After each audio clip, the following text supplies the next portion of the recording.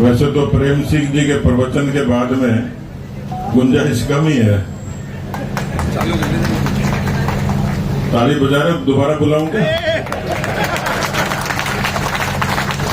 मैंने लगा थोड़ा दिन हम प्रेम सिंह जी शहीदा की कथा भी करने लग जाना है।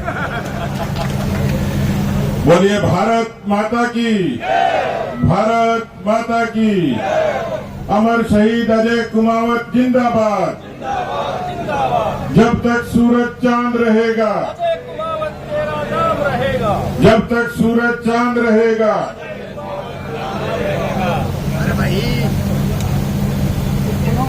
शहीदों की चिताओं पर हर बरस लगेंगे मेले, वतन पर मिटने वालों का बाकी यही निशान होगा। अमर शहीद अजय कुमार कुमावत जी की इस प्रतिमा अनावरण के अवसर पर यहां पर श्रद्धा सुमन अर्पित करने आए राजस्थान के वरिष्ठ नेता, उप नेता प्रतिपक्ष और जिन्होंने इस मरुधरा पर राजनीति के कर्म को पसीने से जिया, ऐसे हम सब के आदरणीय राजेंद्र सिंह जी राठौड़ साहब, जिनको अभी सुना आपने, आदरणीय प्रेम सिंह जी बाजोर साहब। प्रेम सिंह जी के लिए खाली सीकर और शेखावाटी में नहीं, केवल राजस्थान में नहीं, हिंदुस्तान में एक रिकॉर्ड इनके नाम लिखा गया है। मुझे अभी रास्ते में कह रहे थे कि मैं तो ज्यादा पढ़ेड़ो को नहीं, और मैंने लगा कि थारे जैसी डिग्री कहीं खने को नहीं।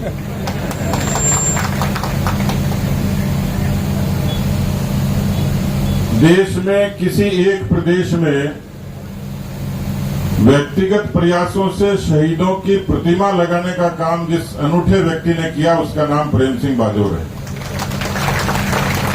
1100 से ज्यादा पूरे प्रदेश में। मुझे लगता है जोरदार ताली बजानी चाहिए।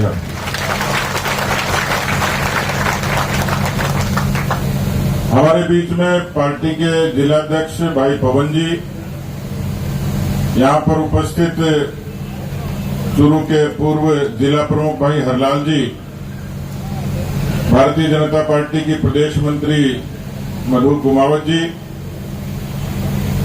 लेकिन मैं मंचासीन सभी योग्य अतिथियों का सम्मान करने से पहले चरणों में वंदन करना चाहूंगा उस मातृशक्ति को जिनकी कोख से अजय कुमावत का जन्म हुआ, माताजी विद्या देवी, पिता परमेश्वर जी, और मैं शहीद वीरांगना पूनम जी को इस पूरे जन समूह की तरफ से हृदय से उनका आत्मिक अभिनंदन करता हूं, क्योंकि जो पीड़ा सही होगी उन्होंने सही है। लेकिन अजय कुमावत जी की प्रतिमा आज केवल जाखड़ गांव में नहीं, इस समूचे नवलगढ़ में, और नवलगढ़ में नहीं, इस पूरे शेखावाटी में और राजस्थान में प्रेरणा की प्रतिमा बनकर खड़ी हो गई। उपस्थित सभी सम्मानित बुजुर्ग, नौजवान भाइयों, माताओं, बहनों, यहां पर सेना के अधिकारी भी यहां मौजूद हैं। उन्होंने एक लंबा जीवन जिया है, इसलिए सेना के बारे में तो वो ज्यादा जानते हैं, हम तो खबरें सुनते और देखते हैं। लेकिन मुझे ये कहते हुए गौरव की अनुभूति है कि भारत दुनिया का सबसे बड़ा लोकतंत्र है, और देश के यशस्वी प्रधानमंत्री जी कहते हैं भारत विश्व का सबसे बड़ा लोकतंत्र तो है ही, लेकिन ये लोकतंत्र की जननी भी है। अब मुझसे कोई पूछे कि इस लोकतंत्र की ताकत क्या है, तो मैं निसंकोच कहूंगा कि भारत की सेना, जय हिंद की सेना, ये देश में दुनिया की सबसे बड़ी ताकत है। भारत की सेना जो देश के भीतर भी लड़ती है और देश के बाहर भी लड़ती है।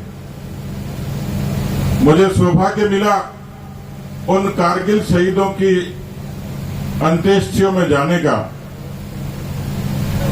मुझे एक अद्भुत ताजुब होता था कि जब उनके शव आते थे, एक भी सैनिक ऐसा नहीं था जिसके पीठ पर गोलियों, हर सैनिक के छाती पर गोलियां होती थी। अनूठा युद्ध था कि दुश्मन चोटी पर था और हमारे सैनिक नीचे लड़ते थे। एक बड़ी शहादत इस शेखावाटी ने दी है और इसलिए आज भारत की सेना देश के यशस्वी प्रधानमंत्री जी के नेतृत्व में भारत का गौरव बन गई है। इसलिए बन गई है कि आजादी के 75 बरस है, यहां पर तिरंगे लगे हैं शहीदों की श्रद्धांजलि के तौर पर, उनको सम्मान के तौर पर। लेकिन ये तिरंगा भारत का मान और अभिमान है और इसलिए जब किसी शहीद का शव आता है तो तिरंगे में लिपट कर आता है। आप अंदाज लगा सकते हो कि इस तिरंगे में कितनी जान है, तिरंगे में कितनी ताकत है और इसलिए उस तिरंगे को मान और सम्मान देने के लिए इसी हुकूमत ने उसी जगह जहां पर तिरंगा जलाया जाता था, सेना उन आतंकवादियों से लड़ती थी और जाखड़ की चौपाल पर कोई चर्चा करता था, कोई माई का लाल पैदा होगा जो इन तिरंगा जलाने वालों का इलाज करेगा। कश्मीर के लाल चौक पर वो तिरंगा आज शान से फहराया जाता है। जो तिरंगे को जलाते थे उन्हीं की छाती में तिरंगा गाड़कर 370 को खत्म करके भारत के योग्य नेतृत्व ने सेना को और तिरंगे को सम्मान दिया। मित्रों, यहां सेना के अधिकारी अच्छे तरीके से जानते हैं। अक्सर हम सुनते थे कि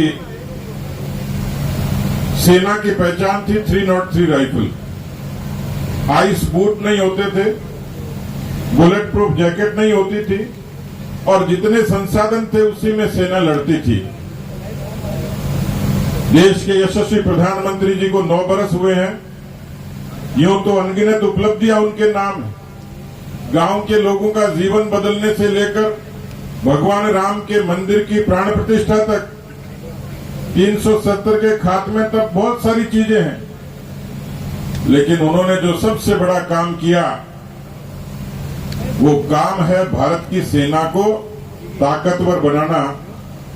जिस समय 303 राइफल से भारत की सेना की पहचान थी, आज मुझे ये कहते हुए गौरव है कि आज भारत की सेना 411 तरीके के उपकरण भारत में बनाती है और दुनिया के 25 देशों को सप्लाई भी करती है।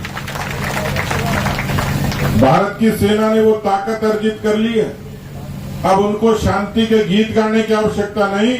ये भारत की सेना की ही ताकत है जो दुश्मन के घर में घुसकर सर्जिकल स्ट्राइक करके अपनी शहादत का बदला लेना जानता है। और इसलिए ऐसे में जब हम किसी शहीद की स्मृति में आते हैं तो मुझे लगता है कि मंच पर जितनी वीरांगनाएं बैठी हैं उनकी उम्र से लेकर लगता है कि दूसरे विश्व युद्ध से लेकर और कारगिल की लड़ाई तक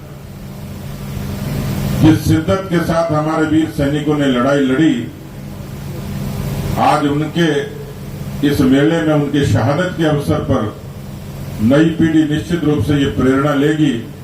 उन बातों का उल्लेख प्रेम सिंह जी ने और मेरे से पहले सब वक्ताओं ने किया है।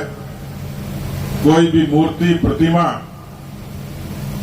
ये पत्थर की नहीं होती। वो प्रतिमा नौजवानों की प्रेरणा होती है और इसलिए मैं उन वीरांगनाओं को, उन माताओं को जिनके कोख से ये पैदा हुए, उन तमाम वीरांगनाओं को जिन्होंने अपने बच्चों को भी देशभक्ति की प्रेरणा दी, और आज के इस आयोजन में तमाम हमारे सभी लोग, भाई विक्रम सिंह जी और इनकी पूरी टीम और यहाँ पर गांव के सभी लोग, इस क्षेत्र के सभी लोग जिन्होंने ये सुंदर आयोजन किया, मैं परिवार के प्रति भी कृतज्ञता ज्ञापित करता हूँ कि उन्होंने इस नई पीढ़ी को प्रेरणा देने के लिए एक ऐसे स्मारक का निर्माण किया जो पीढ़ियों तक, बरसों बरस तक इस गांव के नौजवानों को प्रेरणा देगी। मैं आप सबको एक बार फिर से धन्यवाद देता हूं इस शानदार आयोजन के लिए और शहीद को एक बार फिर से मैं नमन करता हूं, प्रणाम करता हूं। धन्यवाद।